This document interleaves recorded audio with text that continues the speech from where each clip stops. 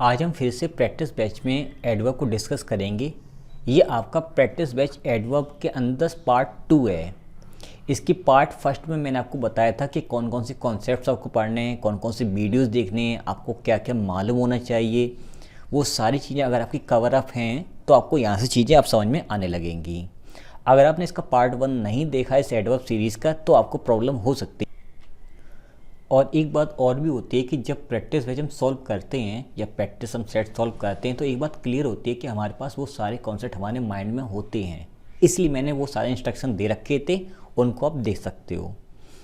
तो ये सभी के लिए वैलिड है। कोई भी एग्ज़ाम में बैठे हो तो आपके लिए काम में आएगा ये सेट, आपका ये बैच।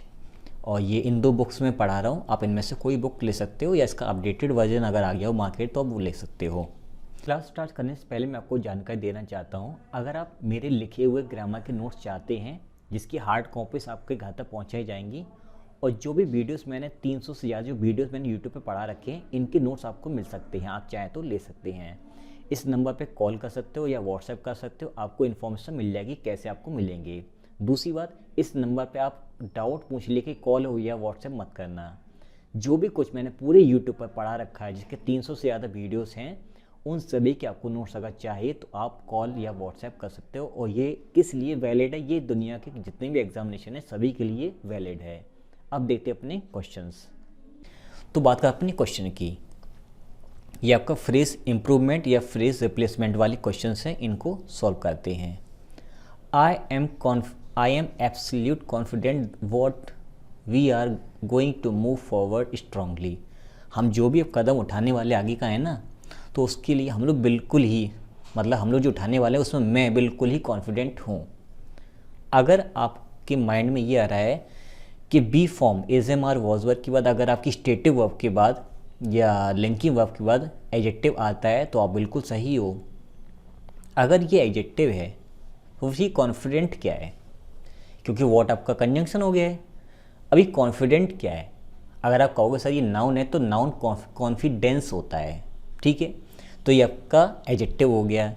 अब एडजेक्टिव ये और एडजेक्टिव ये और दोनों कंपाउंड एडजेक्टिव भी नहीं है, तो इसका मतलब ये है कि मैं कॉन्फिडेंट हूँ, कितना हूँ, एब्सोल्यूट हूँ।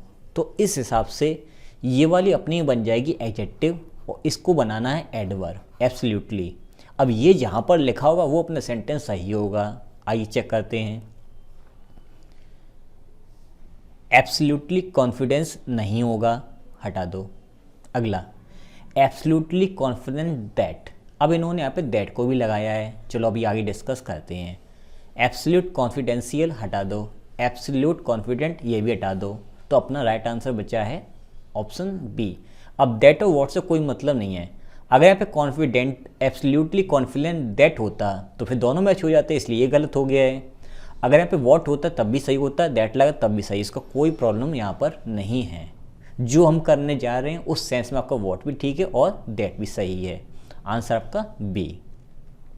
Next, your statement that you were thorough ignorant of the consequence. तुमने ये कहा है, तुम्हारा स्टेटमेंट ये है कि तुम उस कॉन्सिक्वेंस के प्रति, जो परिणाम हुआ था उसके प्रति बिल्कुल इग्नोरेंट हो, तुम्हें पता नहीं था। कांट बी ट्रस्टेड, इस बात पर विश्वास नहीं किया जा सकता है कि जो घटना हुई थी वो तुम्हें मालूम ना हो। तो आइए देखते हैं। ये अपना बी फॉर्म है। बी का मतलब इसके बाद हमें चाहिए एडजेक्टिव, तो हमें एडजेक्टिव मिला यहाँ पर इग्नोरेंट, ऊपर की जैसा इग्नोरेंट एडजेक्टिव। उसके पहले आइए आना चाहिए अपना एडवर्ब, तो थोरो नहीं होगा, थोरोली होगा। तो अपना क्या आंसर निकलेगा सही, थोरोली। तो थोरोली इग्नोरेंट हमें सर्च करना है, तो थोरोली इग्नोरेंस ये तो नाउन हो गया, ANCE हमने पढ़ा था नाउन के अंदर, तो इसको हटा दो यहाँ से। बी थोरोली इग्नोरेंट, ये अपना आंसर बिल्कुल सही है जैसे हमने डिस्कस कर रखा था। थोरो ऑफ इग्नोरेंस हटाओ, थोरोली इन इग्नोरेंस हटाओ, और आपका ये स्टेटमेंट तो गलत लिखा ही था यहाँ पर, तो ये आपका रॉन्ग है। जब हमने यहीं पर इसको सॉल्व कर लिया है तो केवल हमने ऑप्शन चूज करना था कौन से में ये वाला लिखा हुआ है, ना कि हम ऑप्शन को रख रहे थे कि ये अच्छा लग रहा है कि ये अच्छा लग रहा है। बात अच्छे लगने और ना लगने की नहीं है, बात ये है कि आपने वहाँ पर क्या आंसर सोचा, कौन सा कॉन्सेप्ट लगाया है। मैं देखो यहाँ पे सारी कॉन्सेप्ट्स लगा रहा हूँ, फिर ऑप्शन ढूंढता हूँ और आंसर अपना मिल जाता है। यही टेक्निक होती है। Next, he was extremely unhappy, adjective से पहले हो गया एडवर्ब, ठीक है, बिकॉज ऑफ द इनऑर्डिनेटली डिले। अब हमने ध्यान दिया कि ये अपना द आर्टिकल है और उसके बाद आया ये नाउन, और नाउन के पहले चाहिए था एडजेक्टिव, और इनऑर्डिनेटली में तो एल वाई हटाना पड़ेगा क्योंकि एडवर्ब बन रहा है। इनऑर्डिनेट, दी इनऑर्डिनेट डिले सर्च करना है, तो दी इनऑर्डिनेट डिले अपना आंसर ए सही रहा बिना कोई टेंशन के, बिल्कुल सही आंसर आ गया है। यहाँ पे एल वाई हटाओ, इसको हटाओ, इसको हटाओ, यहाँ पर डिलींग कर दी, हटा दो इसको, ये भी हटा दो, ये भी हटा दो, सारे ऑप्शन गलत हैं, option A. Next, the moment, उस वक्त the manager came to know, manager को पता चला ऑफ द फ्रॉडलेंट एक्शन, कि जो धोखाधड़ी हुई है, of his assistant, he order immediately dismissed him. अब पहली बात तो ये है कि ये आपका सिंगुलर नाउन है, या तो आप इसमें एस और यस लगाओ। अब क्योंकि आपका जो इवेंट है वो पास्ट का है तो ऑर्डर्ड होना चाहिए, तो पहली बात तो ऑप्शन आपका यहाँ से ई हटा दो क्योंकि ये आपका रॉन्ग है। तो ही ऑर्डर्ड होगा, इमीडिएटली कैसे क्या होगा वो समझना में, चलिए आइए समझते हैं। अब पहले वाले को देखते हैं, इमीडिएटली ऑर्डर्ड हिज डिसमिस्ड। देखो अब हिज अगर लगा है तो इसके बाद हमें चाहिए नाउन, तो यहाँ पे डिसमिसल होता है ना, डिसमिसल होता तो सेंटेंस सही हो जाता अपना, यहाँ तो एडजेक्टिव है तो ये अपना रॉन्ग हो गया है। ऑर्डर हिज इमीडिएट डिसमिसल, अब इसमें अगर बात करें तो ऑर्डर सेकंड फॉर्म आ गई टेंस के हिसाब से, हिज आपका पजेसिव है जिसके लिए डिसमिसल नाउन हो गया, और नाउन के पहले इमीडिएट आपका हो जाएगा एडजेक्टिव, ऑप्शन आपका बी सही है। फिर अगला देखो, इमीडिएटली ऑर्डर, देखो ऑर्डर आ गया फर्स्ट फॉर्म, तो इसका तो यहीं से काम खत्म हो गया है, हमें सेकंड फॉर्म या फर्स्ट फॉर्म चाहिए थी, बेसिकली सेकंड फॉर्म ही चाहिए क्योंकि इवेंट आपका पास्ट का है। ऑर्डर्ड फॉर, अगर अब बात हम करें कि हमने प्रपोजिशन डिटेल में देखा था कि कुछ ऐसे वर्ड्स होते हैं कि अगर वो वर्ब हैं तो उनके बाद कोई भी प्रपोजिशन नहीं आएगी, अगर वो नाउन बनते हैं तो उनके बाद प्रपोजिशन आती ही आती है और अगले वर्ड को जोड़ने के लिए उस नाउन से। तो हमने ध्यान दिया ऑर्डर तो इधर पे अपना एक वर्ब है जो कि ट्रांसिटिव वर्ब है, और ट्रांसिटिव वर्ब हालांकि उनके साथ में भी प्रपोजिशन आती है, लेकिन उसकी लिस्ट मैंने बनवाई थी प्रपोजिशन एडवांस में, ये बात मैंने बताई थी। तो ऑर्डर यहाँ पे वर्ब की तरह यूज़ हो रहा है, इसलिए यहाँ पे फॉर का कोई काम नहीं है। अगर यहाँ पर ये होता है कि ही गेव ऑर्डर फॉर, तब आ जाता अपना, तो यहाँ पे ये वर्ब है इसलिए आपका ये वाला ऑप्शन गलत हो गया, तो सारे ऑप्शन गलत हैं, आंसर आपका बी सही है।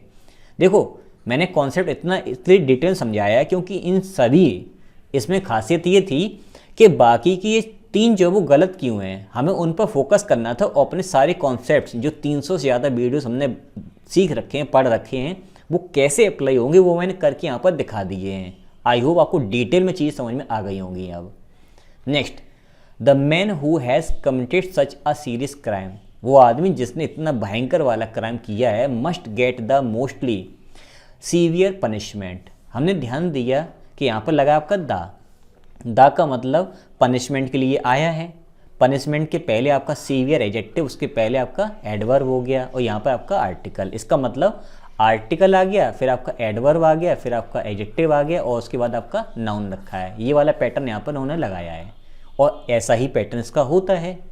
ठीक है, अब आते हैं ऑप्शंस पे कि ऑप्शन कौन सा गलत अपना है। तो अपने ऑप्शन की अगर बात करें तो मोस्ट सीवियर पनिशमेंट हो गया, मोस्टली सीवियर पनिशमेंट। अगर आप इसको ऐसे फिक्स करना चाहते हो तो ये पैटर्न बिल्कुल सही है। आइए देखते हैं। सबसे पहली बात तो ये कि द पनिशमेंट तो ठीक है, मोस्टली का मतलब अधिकांश होता है, और मोस्ट का मतलब मोस्ट एक एडजेक्टिव है, सुपरलेटिव डिग्री आपकी है, और मोस्टली आपका एडवर्ब होता है। इसका एल वाई अगर लगाते हो इसका मतलब अधिकांश निकलता है जनरली के सेंस में, तो यहाँ पे जनरली के सेंस में तो हमें यहाँ पर रखना नहीं है, इसलिए आपका एल वाई नहीं आएगा। यहाँ पे थोड़ा सा मीनिंग निकालना था तभी आपका आंसर निकलेगा, तो ऑप्शन आपका ई इस हिसाब से गलत हो गया। ठीक है, हमने ध्यान दी बी गेटिंग मोस्टली सीवियरली। अब सीवियरली अगर करते हैं एडवर्ब के बगल में नाउन कैसे आ जाएगा, तो ऑप्शन ए गलत है।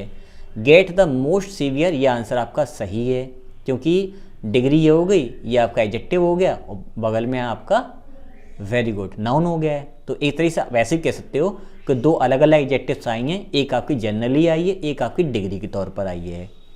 अब मस्ट हैव गॉट, भाई जब क्राइम हो चुका है तो मस्ट हैव, जब भी आपकी जो मॉडल वर्ब्स होती हैं उनके साथ में अगर आप हैव जोड़ते हो तो वो पास्ट का इवेंट बताती हैं। अब जब घटना प्रेजेंट में हुई तो फ्यूचर में उसको मिलेगी ना, और केवल मॉडल वर्ब जो होती हैं वो फ्यूचर को इंडिकेट करती हैं, फ्यूचर को इंडिकेट करती हैं, तो काम फ्यूचर में करवाना है, तो यहाँ पर हैव तो हट जाएगा। अब हैव बीन का मतलब क्या हुआ कि वो काम पास्ट में हो रहा था, तो ये भी गलत हो जाएगा। ऑप्शन आपका बी सही है। नेक्स्ट वन देखते हैं, the courts are actively to safeguard the interest and the rights of the poor. Court जो है वो बिल्कुल ही एक्टिवेट मतलब एक तरीके से सक्रिय है कि जो इंटरेस्ट हैं और जो राइट्स हैं गरीब लोगों के वो उनके वो बचे रहे हैं। ठीक है, अब इन्होंने अंडरलाइन किया है आर एक्टिवली टू सेफ। सबसे पहली बात तो ये समझो कि यहाँ पे बी फॉर्म आ गया है, तो बी फॉर्म का मतलब यहाँ पे बगल में एडजेक्टिव चाहिए, तो एक्टिवली तो होगा नहीं, पहली बात तो ये समझो, यहाँ पर एक्टिवली तो होगा नहीं, और अगर होगा तो कैसे होगा उस चीज़ को समझो।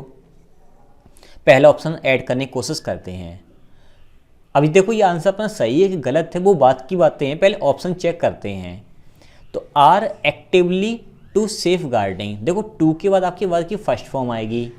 ठीक है, इस हिसाब से आपका ऑप्शन गलत हो गया है। Have been actively safeguarding, इसको अभी होल्ड पे रखते हैं कि सही है या गलत है।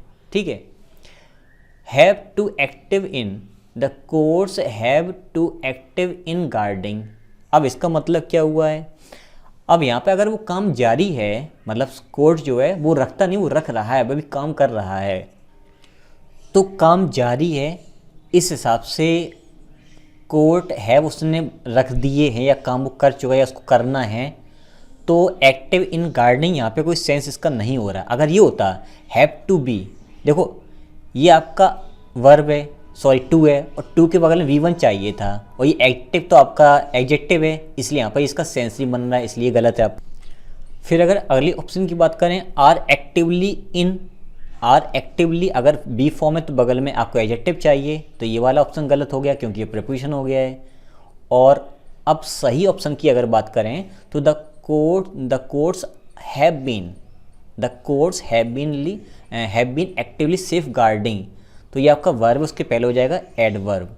ठीक है, और वो काम कर रहा है उसके अधिकारों को बचाने का, तो ऑप्शन आपका निकल के आया बी सही। ठीक है, दूसरी बात मैं बी क्यों लूँ, ये मेरा क्यों सही नहीं, उसका रीज़न है कि इसके बगल मुझे एडजेक्टिव चाहिए था। अब चारों ऑप्शन को अगर मैंने चेक किया ध्यान से तो अपना मोस्ट अप्रोप्रिएट जो ऑप्शन है वो ये निकल के आया है। दूसरी बात, अगर इसको ही सही करना है तो are active to safeguard, ये आपका ये ऐसे सही बन सकता है। अब चूंकि सेंटेंस ही गलत दिए, फ्रेज ही गलत है, तो हमें तो ये वाला हटाना ही पड़ेगा, फिर इनमें से कोई एक सही चुनना पड़ेगा। ये सारे इसमें थे, यहाँ पे बी लगाते तब अपना ही सही होता। ठीक है, और ये वाला तो सही है ही, फिर यहाँ पर अगर एक्टिव कर देते तो फिर ये वाला ऑप्शन अपन सही हो जाता, लेकिन गार्डनिंग दे दिया था बगल में, वर्ब की फर्स्ट फॉर्म नहीं है इसलिए गलत था। अब नेक्स्ट वन देखते हैं, इट वॉज यूनैनिमसली रिजॉल्व्ड, ये वर्ब है, इसके संग में इसकी एडवर्ब है, सेंटेंस अपना ठीक है। That the parties should unitedly undertook, ध्यान देना अंडरटुक। अब ये अगर हम ध्यान दें तो शुड अपने साथ में वर्ब की फर्स्ट फॉर्म को फॉलो करता है। मैं इसको अगर इग्नोर कर दूं तो सबसे बड़ी जो मेजर मिस्टेक निकल के वो अंडरटुक में है।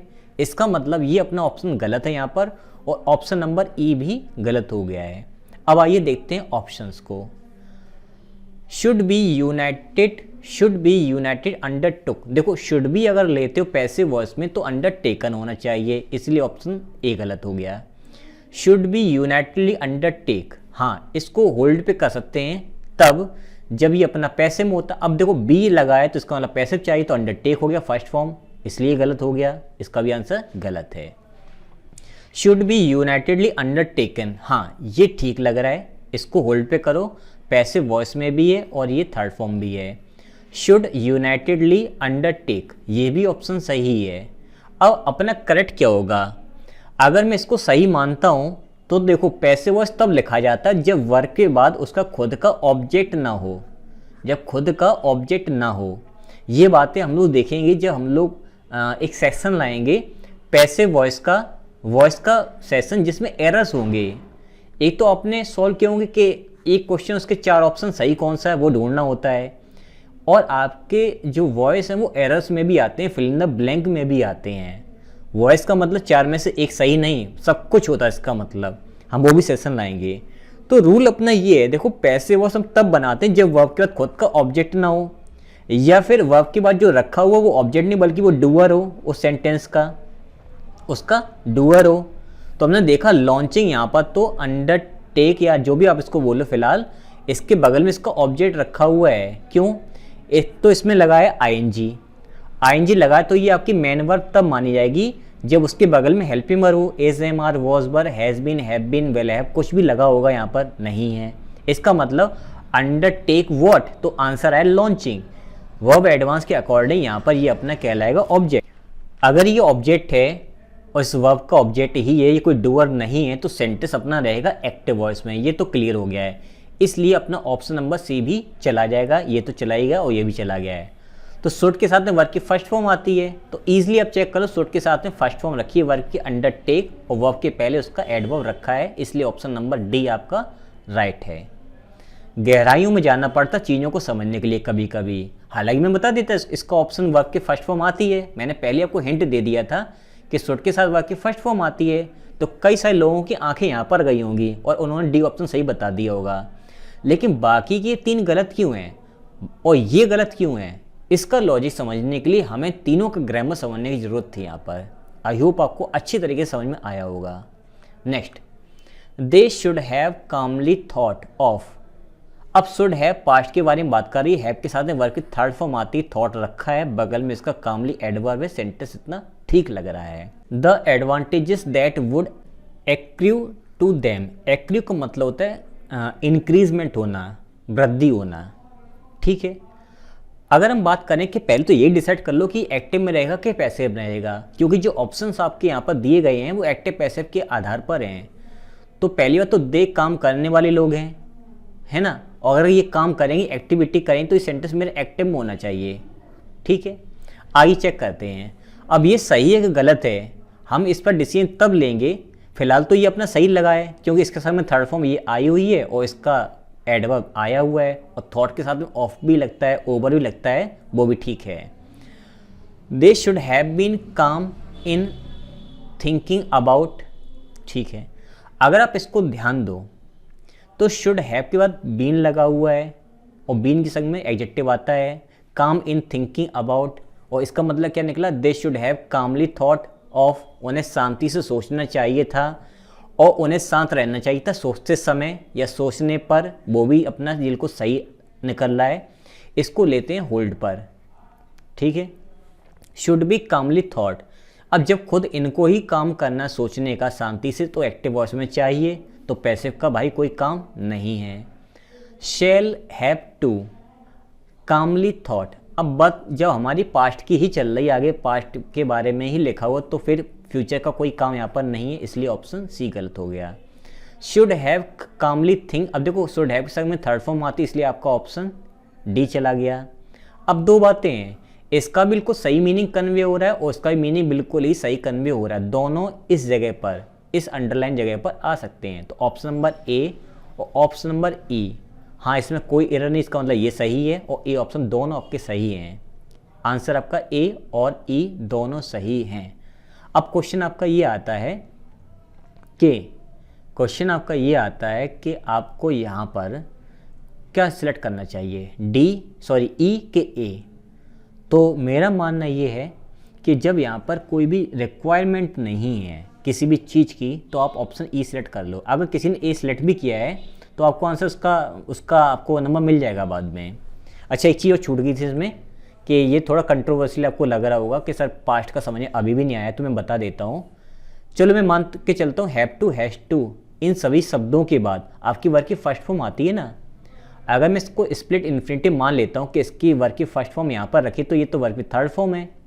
टू की बाद वर्ब की फर्स्ट फॉर्म अगर आती तो मैं इसको सही मान लेता, चलो एक बात ठीक है, तो भी गलत है। ओवरऑल ऑप्शन यहाँ से ये गलत अपना है। ऑप्शन ए और ई दोनों सही हैं। अब बात करें next, tax evaders should heavily find as they do it intentionally. अब यहाँ पर ऑप्शन पे ध्यान हमें देना है।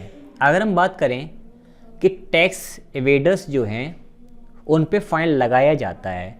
ये खुद लगाएंगे कि इन पर लगाया जाएगा? एक्टिव के पैसे तो आपको सर लगाया जाएगा इनके ऊपर, तो ये पैसे में जा रहा है सेंटेंस, ठीक है।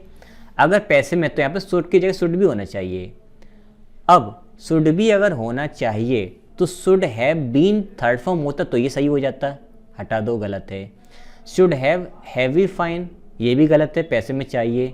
शुड बी हैवीली फाइंड, हाँ ये ऑप्शन सही लगा, इसको होल्ड पे कर दो। और पहला भी तो देख लो, should be heavy find.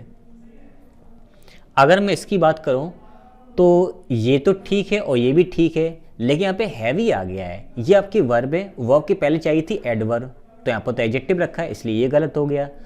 Option आपके सारे गलत हो गए और खुद अपने आप में ये भी गलत है। अगर बी होता तो ठीक होता, और ये ऑप्शन अपना बिल्कुल सही है, एक्यूरेट है। ऐसे हमने पता किया इसका सही answer option D. Next, the crime has grown rapidly in Russia since the disintegration of the communist system. जब से कम्युनिस्ट सिस्टम में थोड़ा सा वो आया है, मतलब उसमें जब से अपना वजूद में आया है या उसने अपना हस्तक्षेप किया है, तब से क्राइम जो है रशिया में ज़्यादा बढ़ गया है, ठीक है। अब एक और क्वेश्चन फिर से वही कि इस सेंटेंस में हमें एक्टिव चाहिए कि पैसिव चाहिए? सोचो, मैं आपको टाइम देता हूँ, वीडियो पॉज कीजिए और इसका आंसर बताइए। मैं पॉज करने के लिए ना, आप पॉज कीजिए, इसका सही आंसर सोचिए, फिर मैं आंसर इसका देता हूँ। मुझे पूरी उम्मीद है जो लोग टैलेंटेड होंगे और उन्होंने दिमाग लगाया होगा तो ऑप्शन अपना डी सही बताया होगा।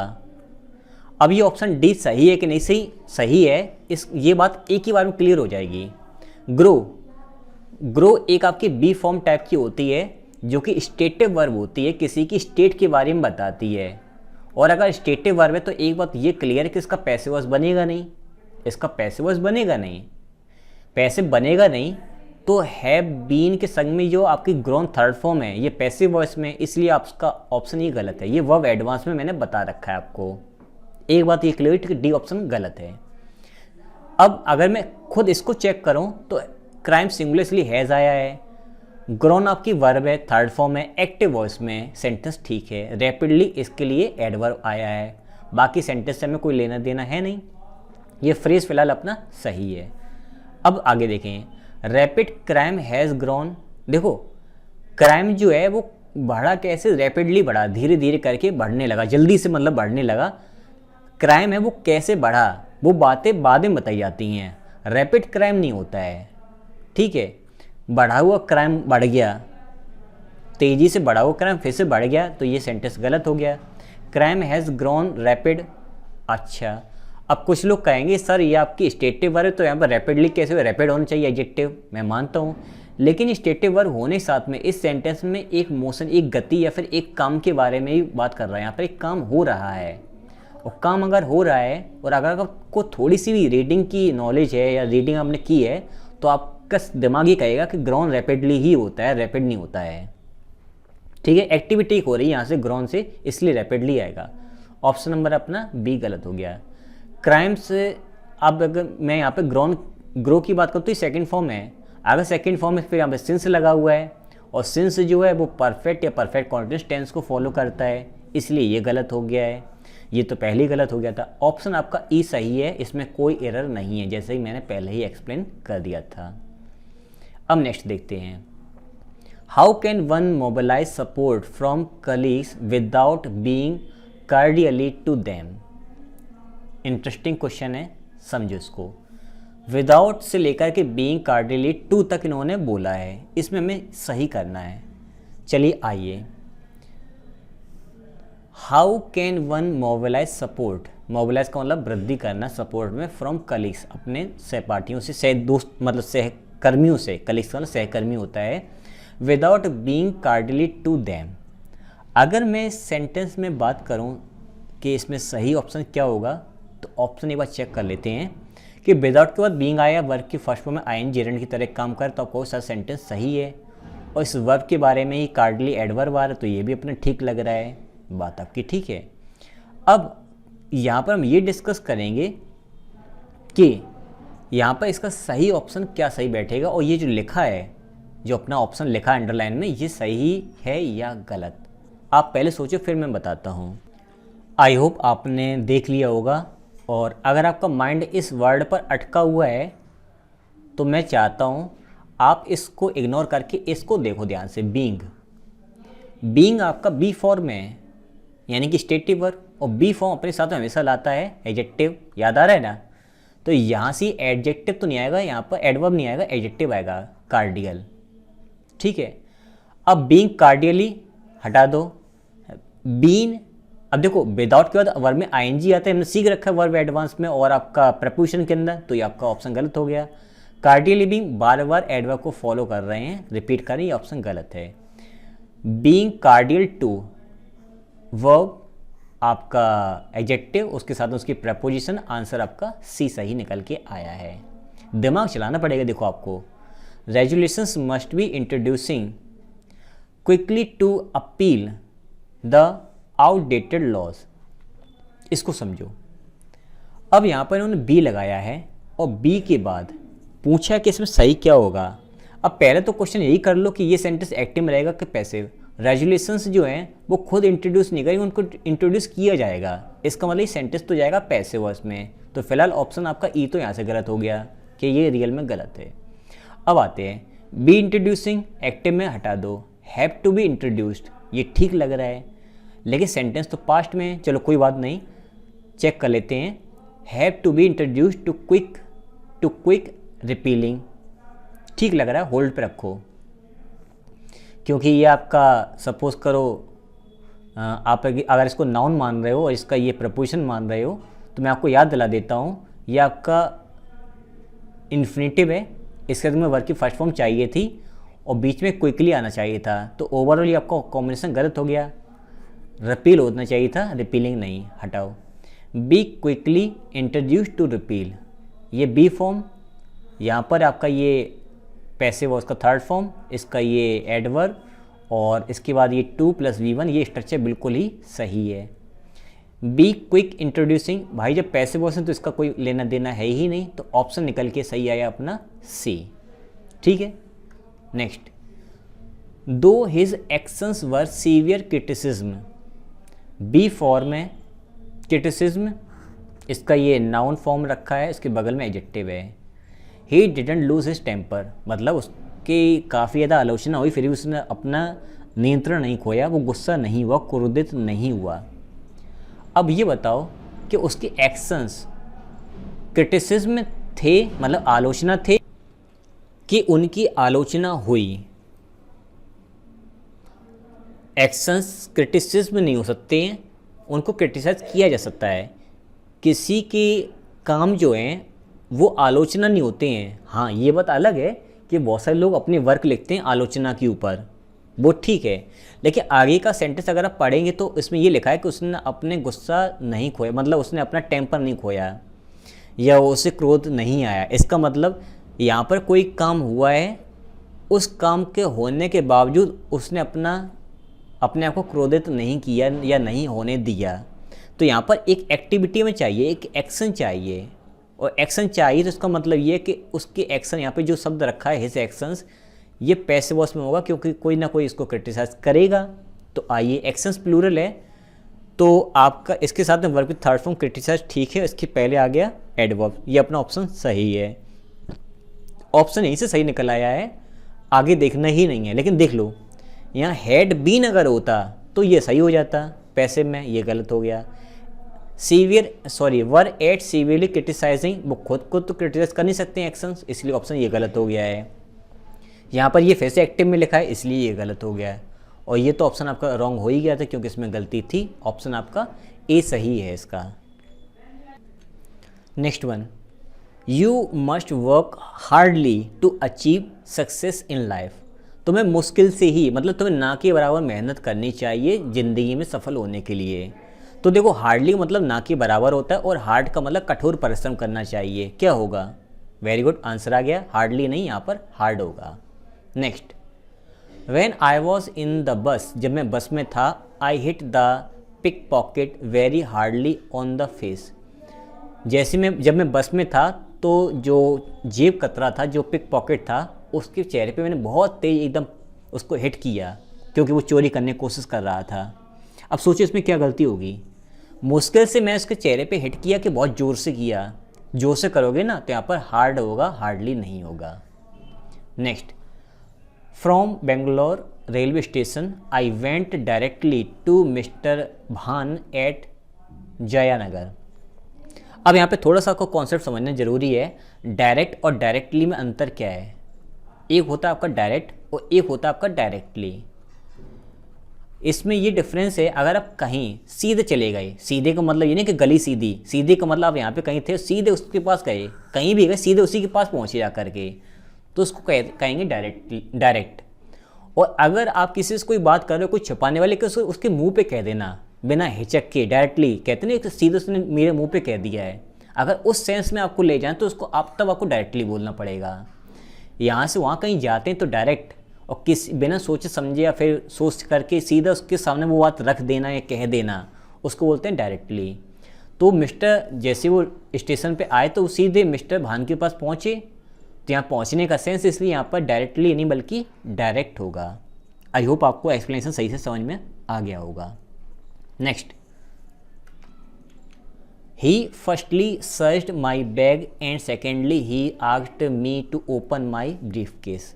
अब ध्यान से समझो, जब भी किसी सेंटेंस में आपको फर्स्ट या फर्स्टली, सेकेंड या सेकेंडली का यूज़ करना है तो आप ये चेक कर लो कि जैसे यहाँ पे फर्स्टली आ गया, एल वाई अगर आ गया है तो अगला वाला भी एल वाई वाला ही होगा, थर्डली फोर्थली ऐसे होगा। अगर यहाँ पे फर्स्ट लिखा हुआ है तो यहाँ पर भी सेकेंड लिखा होगा, सेम कंस्ट्रक्शन आता है। तो यहाँ पे सेम वर्ड्स रखे हुए हैं सेम कैटेगरी के, इसलिए यहाँ पर सेंटेंस में कोई प्रॉब्लम नहीं है। ठीक है, सपोज करो कि यहाँ पे अगर यहाँ पे ब्लैंक होता यहाँ पे सेकेंडली लिखा होता तो आप यहाँ पे फर्स्टली सिलेक्ट करते इसको देख करके। अगर यहाँ पर आपका फर्स्टली लिखा यहाँ पर ब्लैंक होता तो इसको देख करके सिलेक्ट करते, ऐसे किया जाता है। Next one, he read widely thought hardly listen to those who had something to contribute.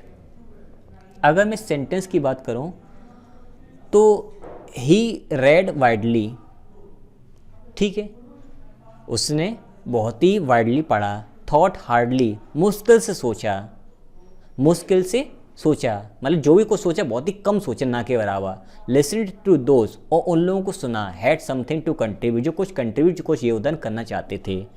भाई जब उसने बहुत अच्छी तरह से पढ़ाई कर रखी है, उन लोगों को सुना है, तो क्या सोचे ना के बराबर होगा? सोचा भी काफ़ी ज़्यादा होगा। तो यहाँ पर हार्डली बल्कि यहाँ पर हार्ड होगा। मीनिंग कन्वे कीजिए, आपको एक बार में आंसर मिल जाएगा।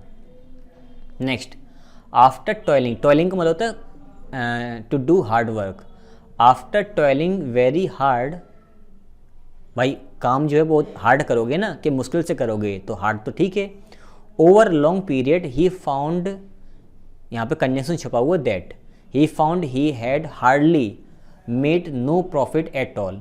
बहुत ज़्यादा लंबे समय तक कठिन परिश्रम के बावजूद उसको ये फील हुआ कि उसने ना के बराबर प्रॉफिट कमा पाया सब मिला करके। तो अगर आप ध्यान दो, हार्डली अपने आप एक नेगेटिव वर्ड है। अगर नेगेटिव वर्ड है तो हमें मालूम है कि नेगेटिव सेंटेंसेस में फिर नो नहीं आता है, उसकी जगह पर एनी आता है। आई होप आपको ये बात समझ में आ गई होगी। नेगेटिव सेंटेंस में या नेगेटिव वर्ड्स जब भी आते हैं तो वहाँ पर नो एंड नॉट का यूज़ नहीं किया जाता है। ठीक है, next, firstly you should think over the meaning of the words and then use them. पहले तो तुम्हें जो शब्द बोलने हैं उसके पहले सोचो कि उसका क्या मतलब है, फिर उनको यूज़ करना है। बस मतलब एक समझाई जा रही है बात। अब फर्स्टली और फर्स्ट में अंतर समझो। जब आप कोई फर्स्ट स्टेप लेते हो तो उसको फर्स्ट बोलते हो, और फर्स्टली का मतलब ये है कि कोई काम आप सीक्वेंस में करने वाले हो। तो अगर देखा जाए तो पहले सोचोगे उसके बाद आप उसको यूज़ करोगे, तो सीक्वेंस की फीलिंग बिल्कुल आ रही है, बात बिल्कुल सही है। लेकिन जब यहाँ पर मैं बात कर रहा हूँ कि नंबर 1 पर तो आपको ये काम करना है, नंबर 2 पे आपको ये काम करना है, फर्स्टली सेकेंडली ऐसा कुछ यहाँ पर लिखा हुआ नहीं है। और अगर आप प्रपोजिशन के एडवांस लेक्चर में जाओगे तो इसका आंसर मैंने दे रखा है firstly, first of all, firstly में क्या डिफरेंस है। अगर उस वीडियो देखोगे तो उससे आपको यहाँ का आंसर मिल जाएगा। मैं क्यों एक्सप्लेन नहीं करने जा, उसका रीज़न है कि 8 से 9 मिनट का वो वीडियो है, उसमें मैंने इसके बारे में बहुत डिटेल समझा रखा है। अगर उसको एक बार देख लोगे तो आपको आंसर मिल जाएगा। ठीक है, तो यहाँ पे स्टेप की बात हो रही है इसलिए यहाँ पे फर्स्ट का यूज़ होगा। Next, it is the duty of every citizen to do his utmost to defend the hardly won freedom of the country, मतलब हर एक नागरिक की जिम्मेदारी हो जाती है जिसने बहुत ज़्यादा प्रयत्न किए हैं अपने देश की रक्षा, अपने देश की स्वतंत्रता को बचाने के लिए, इसमें जो योगदान दिया उसकी स्वतंत्रता के लिए, उसकी फ्रीडम के लिए, उसकी वो ड्यूटी कि उसको बचाए रखे। तो मुश्किल से ना के बराबर ये बहुत कठिन परिश्रम करने के बाद उसको जो सफलता मिली थी। अब ये आपको सोचने वाली बात है, आपके ऊपर डिपेंड करता है आप क्या सोच रहे हो। तो बहुत मुश्किल से जो फ्रीडम मिली उसी तो वो चाहोगे ना, तो यहाँ पे हार्डली नहीं बल्कि हार्ड आएगा। अगर हार्डली सही मानोगे इसका मतलब आपने कोई मेहनत नहीं की है, अपने फ्रीडम मिल जाएगी, नहीं।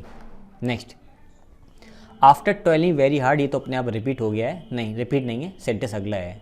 After toiling very hard, hardly आ गया यहाँ पर, तो ऑब्वियसली आपको आंसर मिले हो गया कि काम जो है वो कठिन किया होगा तो बहुत टफ काम होगा, ना के बराबर नहीं होगा, तो यहाँ पे हार्डली नहीं बल्कि हार्ड होगा। Next, the face of this country girl is too beautiful, हमने सीखा था कि जब पॉजिटिव सेंस में हमें यूज़ करना होता है बहुत तब वेरी लगाते हैं, जब नेगेटिव सेंस में लगाना होता है बहुत तब लगाते हैं टू। तो गांव की लड़की का जो चेहरा है वो बहुत ही सुंदर है, अच्छे सेंस में है, तो यहाँ पर TOO नहीं, यहाँ पर यूज़ होगा आपका वेरी, आंसर। नेक्स्ट, आप चाहें तो यहाँ पे क्वाइट का भी यूज़ कर सकते हैं, QUITE, क्वाइट ब्यूटीफुल, वो भी ठीक है। I advised my son to engage 2 coolies instead of 1 because, मैंने अपने पुत्र को ये सलाह दी कि 2 कुली कर लो बजाय एक के, क्योंकि the luggage was too much heavy for a single coolie, क्योंकि एक कुली के लिए लगेज जो है ना वो बहुत ही ज़्यादा भारी है। अगर आप ध्यान दो तो ये आपकी एडजेक्टिव है, एडजेक्टिव पहले में चाहिए एडवर्ब, तो ये भी एडजेक्टिव है, तो यहाँ पे टू मच नहीं बल्कि मच टू का यूज़ होगा। ये कॉन्सेप्ट मैंने डिटेल में बता रखा आपको वीडियोस के अंदर एडवर्ब में, आप इसको ध्यान से देख लेना। फिर आगे बढ़ते हैं। These notes are enough good, हमें मालूम है ये बात अच्छी तरह से कि पोजिटिव डिग्री के बाद इनफ का यूज़ किया जाता है, और अगर नाउन का यूज़ करें तो उसके पहले हमें इनफ यहाँ पर लगाना होता है, और नाउन के पहले ये एडजेक्टिव तरह काम करता है, और डिग्री के बाद ये जब आता है तो ये एडवर्ब तरह काम करता है। तो इनफ गुड नहीं होगा बल्कि गुड इनफ होगा। सारे क्वेश्चंस एग्जाम में आए हुए हैं और आपको अब समझ में आ रहा हो कितनी इजीली अब क्वेश्चन सॉल्व हो रहे हैं, जिनके कॉन्सेप्ट सारे रेडी हैं जो मैंने पढ़ा रखे हैं। आगे देखते हैं।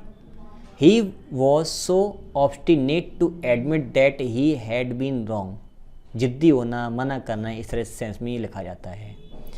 अब यहाँ पर आपको अगर आपने ट्रांसफॉर्मेशन पढ़ रखा हो तो मैंने बताया था आपको कि सो जो है जब TOO और TO से सेंटेंस जो लिखा होता है, जो नेगेटिव सेंस में लिखा होता है, उसको जब हम एक्सपेंड करते हैं, जब उसको ट्रांसफॉर्म करते हैं तो वो सो और दैट में चेंज हो जाता है। तो हमें ध्यान देखने वाली बात हमें ये दिख रही है यहाँ पर कि यहाँ पर दैट आया आपका, ठीक है, और यहाँ पे सो आया है। लेकिन मैं आपसे पूछना चाहता हूँ कि ये एडजेक्टिव के ठीक बाद आपको TO लिखा हुआ है, इस कॉम्बिनेशन में यहाँ पर आपका ये सो में नहीं बल्कि TOO में चेंज होगा। इन्होंने क्या खेल खेला है कि सो लगाने के बाद दैट यहाँ पे लगा दिया और आपको ये कॉम्बिनेशन बिल्कुल सही लग रहा है, जबकि ऐसा नहीं है। हमें ये मालूम है कि नाउन आता है या सब्जेक्ट आता है, उसके बाद वर्ब आती है, फिर आपका TOO आता है, फिर आपकी एडजेक्टिव आती है, उसके बाद फिर TO और V1 आता है। तो यहाँ पे आपका जो TOO और TO इस कॉम्बिनेशन में आता है। एडजेक्टिव के ठीक बाद वर्ब की फर्स्ट फॉर्म रखी आती है टू के साथ में, तो ये एडजेक्टिव्स के बगल में वर्ब की फर्स्ट फॉर्म रखी टू के साथ में इन्फिनेटिव, कॉम्बिनेशन TOO वाला है, लेकिन दैट आपको कंफ्यूज करने के लिए रखा गया है। ये आगे का सेंटेंस है, रियल में सेंटेंस आपका ये रहा, इतना बाकी का जोड़ा गया है, तो सो की जगह TOO आपका आना था। Next, Ravi works too hard so that, बहुत ज़्यादा कठिन परिश्रम करता है ताकि he does not fail in the examination, ताकि वो एग्ज़ाम में फेल ना हो। अगर मैं सेंटेंस की अगर बात करूं तो यहाँ पर ज़रूरत से ज़्यादा कठिन परिश्रम करता है सो दैट, ताकि वो फेल ना हो, ठीक है। अब मुझे ये बताओ यहाँ पे TOO का दूसरा कॉम्बिनेशन यहाँ पर लिखा है क्या? नहीं, यहाँ पर तो इसको खोल दिया गया है दैट से, इसका मतलब TOO नहीं, यहाँ पर सो या वेरी का यूज़ हम लोग करेंगे, ठीक है। सेंटेंस को देखो, मैं इस सेंटेंस को सॉल्व करने से पहले इसको एक्सपेंड करना चाहता हूँ, मतलब इसको ट्रांसफॉर्म करना चाहता हूँ। कैसे बनेगा? ही इज़ सो या very fool that he can't make a mistake. अब देखो बड़ा ही इसमें अच्छा खेल है, दिमाग वाला इसमें है कि वो इतना मूर्ख है कि वो कोई गलती नहीं कर सकता है। मुझे ये बताओ, मूर्ख इंसान तो ही गलती करते हैं। सेंटेंस का मीनिंग गलत है, अब इसको सही कैसे करेंगे? सही करने के तरीके दो हैं। या तो मैं यहाँ पर वाइस कर दूँ फूल की जगह पर, ही इज़ सो वाइस, वो इतना बुद्धिमान है कि वो गलती नहीं कर सकता, तो अपना सेंटेंस सही होगा।